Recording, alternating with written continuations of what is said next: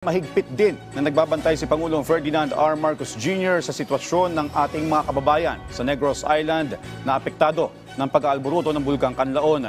Partikular na pinatututukan ng Pangulo ay ang agarang pagtugon sa kanilang mga pangailangan. Nagbabalik si Kenneth Pasyente sa sentro ng balita. Tiniyak ni Pangulong Ferdinand R. Marcos Jr. na tutok ang pamahalaan sa kasalukuyang sitwasyon matapos ang pagputok ng Bulkang Kanlaon. Sa kanyang video message, sinabi ng punong ehekutibo na whole of government approach ang ipatutupad para tiyakin ang kapakanan ng publiko, lalo na ang mga apektadong residente. Tiniyak din ng Pangulo na patuloy ang pagmomonitor ng mga kinaukulang ahensya ng pamahalaan sa aktibidad ng bulkan.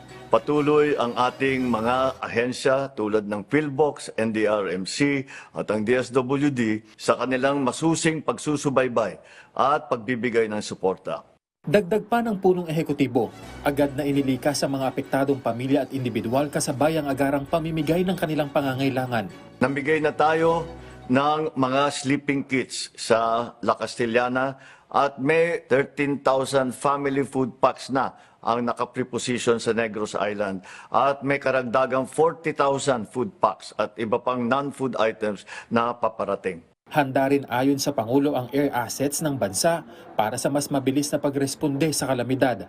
Kasabay niya ng panghihikayat ni Pangulong Marcos Jr. sa mga apektadong individual na manatiling alerto at sumunod sa direktiba ng mga otoridad. Tinitiyak ko na ang ating pamahalaan ay handa at patuloy na nagbibigay ng suporta hanggang makabalik ng ligtas ang lahat sa kanilang mga tahanan. Ako rin ay nananawagan sa lahat, lalo na sa mga nakatira malapit sa lugar, na maging mapagmatsyag at iwasan ang 4-kilometer radius permanent danger zone. Mangyaring sumunod sa mga payo at tagubilin mula sa mga lokal na otoridad. Tiniyak naman ng DSWD na sapat ang kanilang resources para sa pagbibigay ng family food pack sa mga apektadong pamilya.